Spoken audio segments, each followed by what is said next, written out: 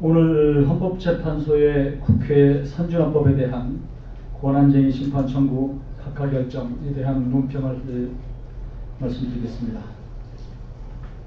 국민의당은 헌법재판소가 오늘 국회 선진화법에 대한 권한쟁의 심판 청구를 각하한 데 대해 극히 상식적이고 당연한 규결이라고 평가하며 헌재의 결정을 존중합니다.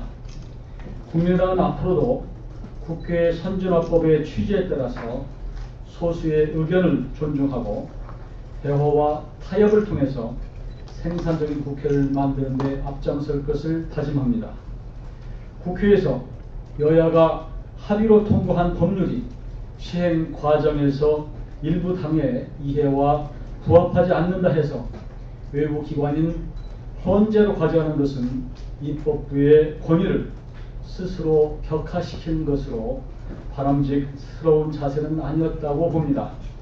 국민의당은 비록 20대 국회가 야대 상황이 되었다 해서 선진화법에 대한 태도를 바꿀 생각은 없으며 협치를 통해 일하는 국회를 만들기 위해 노력할 것입니다. 선진화법에 대해 개정할 필요가 있다면 국회가 여야 간의 신중한 논의를 통해서 결정하면 될 것입니다. 감사합니다.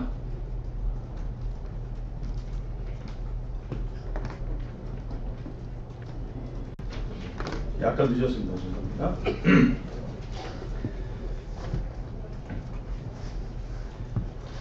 새누리당을 이끌어갈 혁신 비대위원장 내정자를 발표하겠습니다.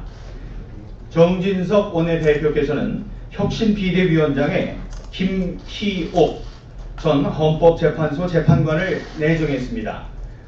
김희옥 혁신 비대위원장 내정자는 법무부 차관과 정부공직자윤리위원회 위원장 그리고 동국대 총장을 역임한 분으로 청렴하고 원칙을 지키는 소신으로 국민의 눈높이에서 새누리당이 무엇을 버리고 무엇을 내려놓을지 판단해 줄 수 있는 경륜의 소유자며 포용력 있는 인품으로 우리 당의 진지하고 활발한 혁신 논의를 이끌어갈 적임자로 판단돼 발탁됐습니다.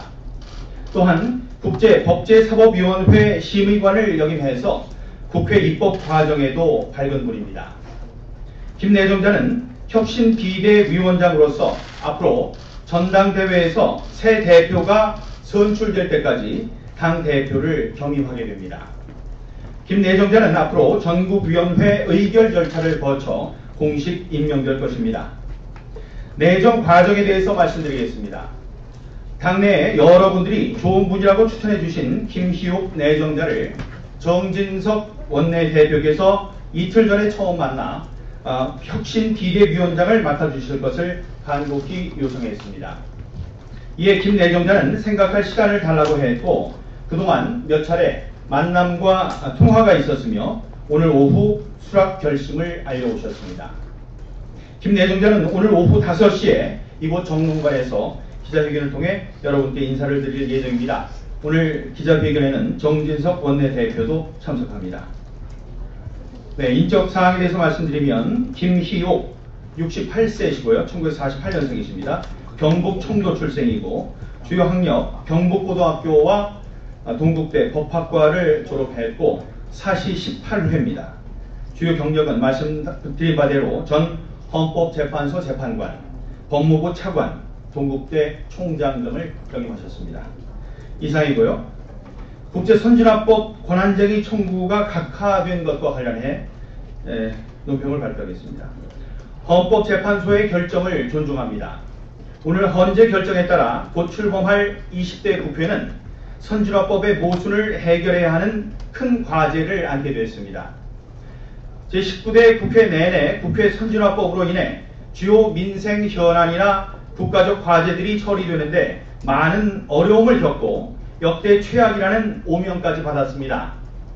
국회 선진화법 운영의 원리인 대화와 타협이 실종되면서 다수결의 원칙마저 훼손되고 국회는 비민주적으로 운영되며 국민적 지탄의 대상이 됐습니다.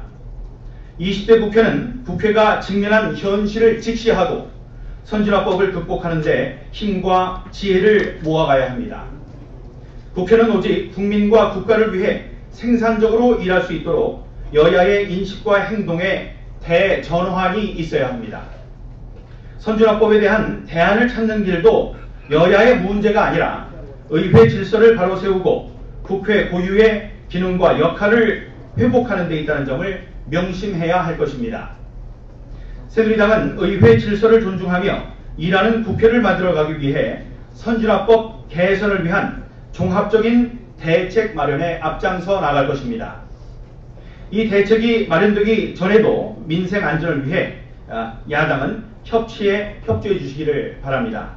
야당의 생산적인 동참을 당부합니다. 감사합니다.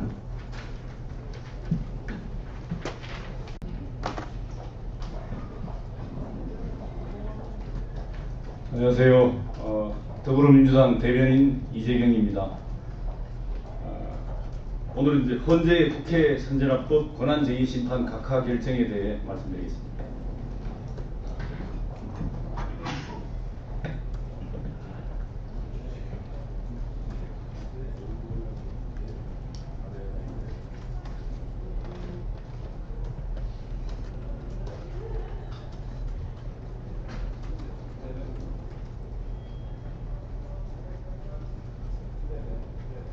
새누리당이 국회 선진화법 일부 조항에 대해 국회의원의 표결 심의권을 침해했다며 낸 권한쟁의 심판 청구가 각하됐습니다. 국회 선진화법은 여야가 타협과 합의의 정치를 하라는 국민의 뜻을 받들어 만든 법입니다. 위헌 심판 청구에 대한 헌재의 각하 결정은 이 같은 입법 취지를 받아들여 내린 결정으로 존중합니다. 죄송합니다. 다시 한번 하겠습니다. 죄송합니다.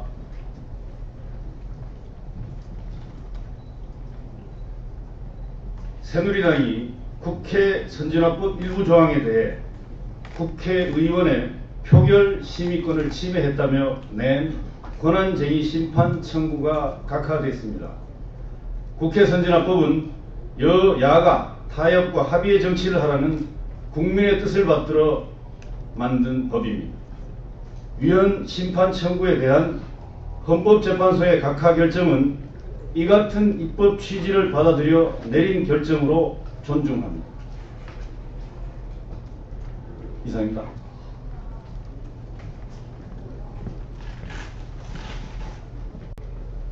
안녕하세요.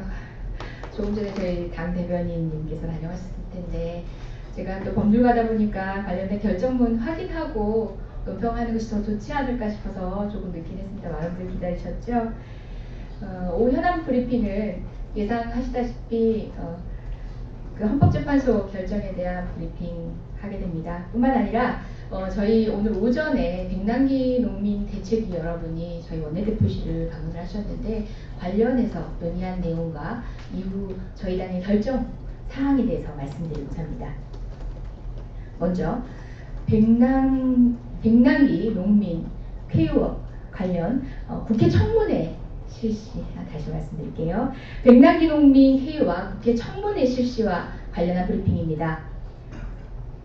모두 기억하실 겁니다. 작년 2015년 11월 14일 집회에 참여했다가 경찰의 과잉 대응으로 쓰러진 백남기 농민이 아직도 사경을 헤매고 계십니다. 오늘 오전 생명과 평화의 일꾼 백남기 농민의 쾌유와 국가폭력 규탄 범국민 대책위 백남기 대책위입니다. 김정열, 송영준 공동집행위원장이 가족인 백도라지 씨와 함께 국회 더불어민주당 원내대표실을 찾아 면담을 가졌습니다. 검찰은 당시 집회에 참가한 1,500여 명을 조사하고 그중 700여 명의 사법 처리를 하였음에도 백남기 농민가족과 농민단체가 고발한 사건에 대해서는 6개월이 넘도록 아직 수사조차 이루어지지 않고 있습니다. 이에 더불어민주당은 제20대 국회에서 조속히 이 사건에 대한 청문회를 실시하여 진상규명의 노력을 시작할 계획에 있습니다. 더불어 책임 소재를 명확히 밝히고 관련 대책을 수립하여 다시는 이와 같은 국가폭력이 재발되지 않도록 노력할 것입니다.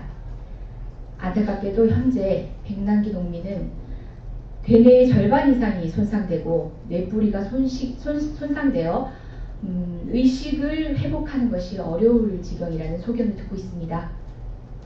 어두운 전망에도 가족을 비롯한 우리 모두는 희망을 놓지 않고 있습니다. 백남기 농민이 사투를 벌이는 동안 저희 정치권, 더불어민주당도 그 책임을 다할 것입니다. 두 번째 현안 브리핑입니다. 헌법재판소의 국회 선진화법 사건 각하 결정과 관련된 내용입니다. 오늘 헌법재판소는 국회의장의 직권 상정을 엄격한 요건으로 제한한 2012년도 개정된 국회법 일명 선진화법 권한쟁의 사건과 관련하여 청구 요건을 갖추지 못하였음을 이유로 각하 결정을 하였습니다. 지난해 새누리당 의원들이 위 법률 조항이 국회의원의 법률안 심의 의결권을 침해한다는 이유로 국회의장 등을 상대로 낸 권한쟁의 심판을 청구한 이래로 대부분의 전문가들은 이 사건이 권한쟁의 심판 제도적 취지와 요건을 기준으로 판단할 때 부적법한 청구이기 때문에 각하될 것으로 예상하고 있었습니다. 헌법재판소의 결정은 예상된 바와 같이 당연한 결정이고 존중합니다. 국회의 민주적이고 효율적인 의사 운영을 위한 국회법 관련 내용들은 의사 처리 과정상의 여건이 반영된 것이 일반적입니다. 국회 선진화법은 이러한 이해를 바탕으로 여야가 합의하여 만든 법입니다. 이러한 국회의 의사 자율성에 기반한 내용들을 국회에서 논의하지 못하고 헌법재판소로 들고 간 것 자체가 유감입니다. 잘못된 일입니다. 스스로 국회의 권위를 내려놓은 아주 안타까운 일입니다. 현재 청문회 활성화에 대한 국회법 개정안에 대한 거부권 논란 사태 역시 마찬가지입니다. 향후 새누리당은 국회의 구성원이자 책임있는 여당으로서 국회에서 논의되고 의결된 사항에 대해서는 스스로 존중하고 국민의 대표로서의 권위를 잃지 않길 기대합니다. 그리고 더불어 제20대 국회에서는 보다 성숙한 자세로 협치에 임해줄 것을 다시 한번 촉구하는 바입니다. 이상입니다.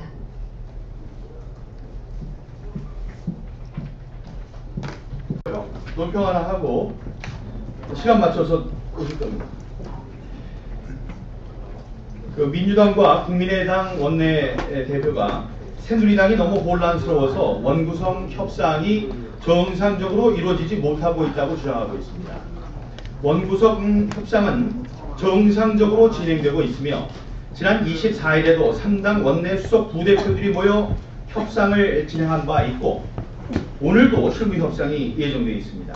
이렇게 협상이 정상적으로 진행되고 있는 상황에서 새누리당 때문에 원구성 협상이 지연되고 있고 비정상적으로 진행되고 있다며 사실과 다른 주장을 하는 것은 자당의 이익 극대화를 위한 여론몰이라고 생각할 수밖에 없습니다. 3당이 많은 경우의 수를 두고 협상을 해나가야 하는 상황에서 협상 테이블이 아닌 언론을 통해 협상 파트너에게 일방적으로 입장을 전달하는 것은 원구성 협상에 결코 도움이 되지 않습니다. 특히 합리적이고 일관적인 주장이 아닌 말 바꾸기, 여론 떠보기식의 주장은 국민들이 바라는 새정치와 협치가 아닙니다. 새누리당은 일하는 국회, 민생을 위해 20대 국회가 적기에 개원될 수 있도록 원구성 협상에 최선을 다하겠습니다. 이상이고요. 최경환 의원 측에서 지금 오늘 잠시 뒤에 오실 우리 김희옥 비상대책위원장과 동향이라는 이야기에 대해서 경산과 청도로 서로 고향이 다르고 지역구도 지금은 아니다라는 얘기했었는데요. 그는 잠시 뒤에 내정자께서 오시면 직접 질문을 해서 해소하시기 바라고, 잘못된 보도가 있다고 하니까 보도하실 때 참고해 주시기 바랍니다. 5시에 시간 맞춰서 두 분이 내려오십니다.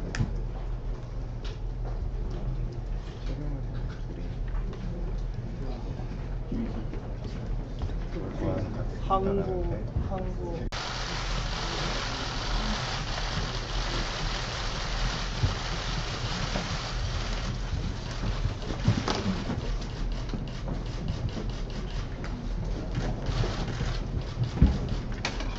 여러분 반갑습니다. 앞으로 저희 새누리당의 얼굴로 당의 혁신 작업의 책임자로 당을 주실 김희옥 혁신 비대위원장 내정자를 소개해드리겠습니다. 이처럼 신망이 높으신 분을 모시게 된 것은 저희 당의 하나 큰 행운이라고 생각합니다. 김 위원장님은 어려운 여건을 극복하고 사법고시에 합격하시어 바로 사회 성과를 내주셨습니다.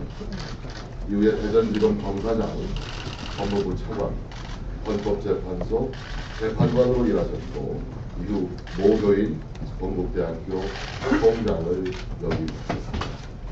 최근까지 정부공직자윤리위원회 위원장을 지내신 청렴하고 강직하신 공직자입니다. 제가 김 위원장님께 이렇게 부탁드렸습니다. 새누리당이 총선 참패를 딛고 일어서서 환골 탈퇴를 하기 위해서 지금 무엇을 내려놓아야 할지, 무엇을 버려야 할지, 어디를 어떻게 고쳐야 할지를 국민의 눈높이에서 알려주십시오. 김 위원장님은 이 일을 해내기에 충분한 경륜과 식견을 갖춘 분이라고 생각합니다. 현역 검사 시절에는 국회 법사위원회에 파견돼서 심의관으로 3년간 일을 하셨기 때문에 국회 입법 과정에도 밝으십니다. 정치 개혁을 위한 다양한 아이디어와 입법안을 마련해 주실 것으로 기대합니다. 김 위원장님을 잘 아는 선후배들은 하나같이 김 위원장님의 넉넉한 인품을 이야기하고 있습니다. 앞으로 진행될 의장의 활발한 혁신 논의를 잘 이끌어 주실 것으로 기대합니다. 저와 우리 당의 책임 있는 당직자들은 김 위원장님이 이 두 가지 임무를 원활히 수행하시도록 모든 협조를 다할 것입니다. 김희옥 혁신 비대위원장님 내정자를 소개해드립니다.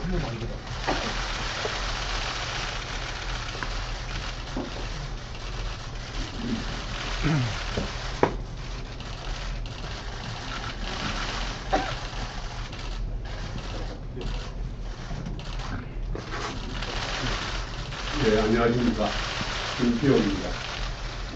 제가 이 국회 청사에 오기는 금방 정 원내대표님 말씀하시는 것처럼 1983년에서 1987년까지 서울지검에 검사로 있으면서 입법기관으로 파견와서 일하는 일이고 또 2006년에 헌법재판관으로 임명되었을 때 인사청문회를 받기 위해서 조사해온 일이고 그런 인연이 있습니다. 사실 오늘 이 강의 요청을 받고 오늘 저도 고민 끝에 결심을 해서 인사를 드리게 되었는데 간단하게 메모를 해가지고 왔습니다. 인사를 드리겠습니다. 저는 오늘 새누리당을 더욱 큰 국민의 사랑을 받는 국민 눈높이에 부합하는 정당으로 혁신함에 있어서 작은 힘이라도 보태어달라는 당의 요청에 의해서 이 자리에 섰습니다. 저로서도 그것이 바로 국가와 국민을 위해서 평생 공직에 있었던 삶으로서 이제 지금 이 순간에 일할 수 있는 것이라는 생각이 들기 때문입니다. 이 일이 저의 역량에 비추어서 또 살아온 경험에 비추어서 과람한 것이라고 생각되어 고사하고 또 고사했습니다마는 국민의 눈높이에서 당을 강하게 혁신하여 달라는 당의 여러 차례에 걸친 지속적인 요청을 이기지 못하고 깊은 고민 끝에 오늘 오후에야 결심하고 이 자리에 섰습니다. 저는 지난 40년간 정의와 공정의 목적으로 반듯하게 일을 하면 되는 규범적인 공적 업무를 주로 하여 왔습니다. 이에 비하여 정치와 관련되는 행위는 정의와 공정에 더하여 새롭게 형성하고 창출해야 하는 넓은 업무에서 심히 걱정이 되는 면이 있습니다.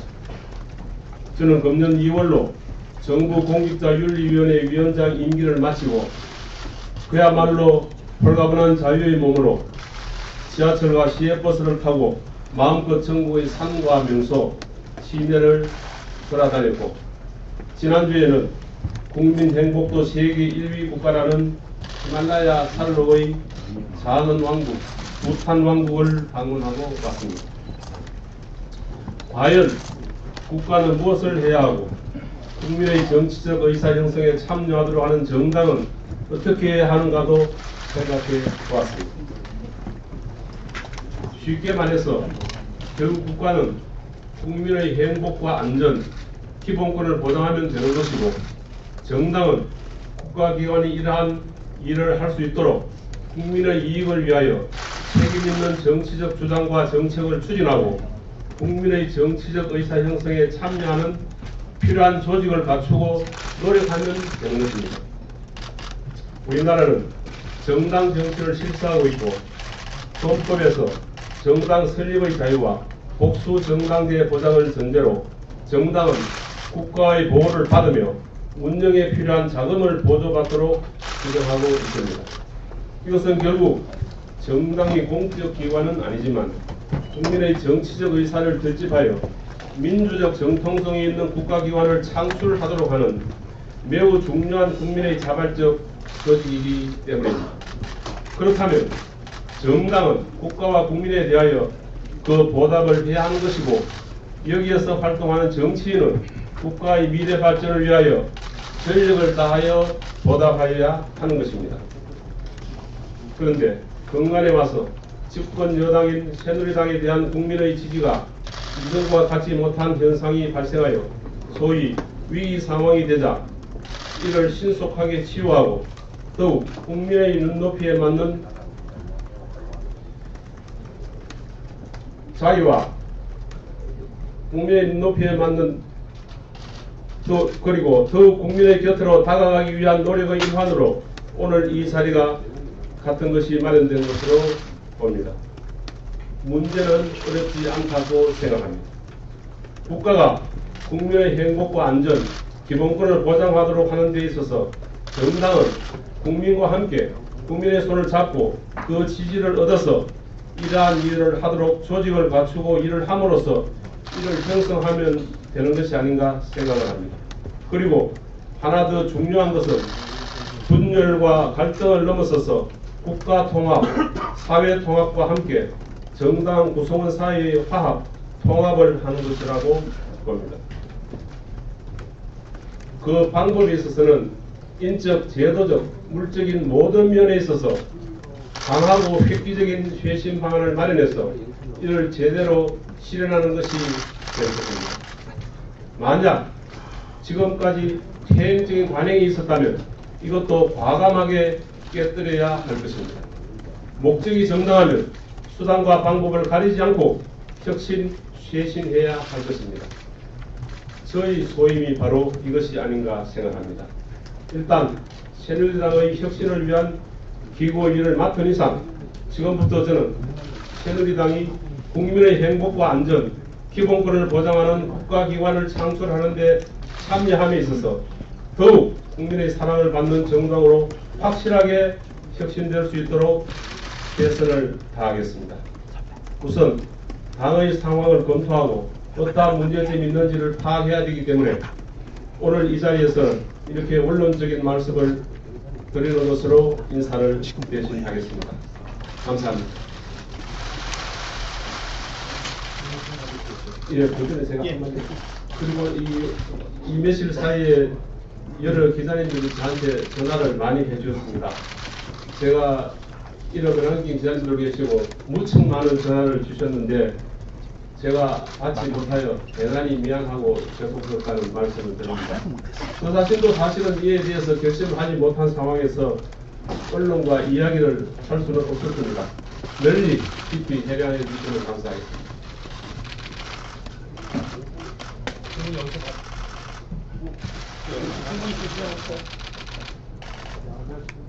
나가지 않습니까? 여기서 하실까요? 여기서 하시죠. 이분은 못 보고 나가서 예.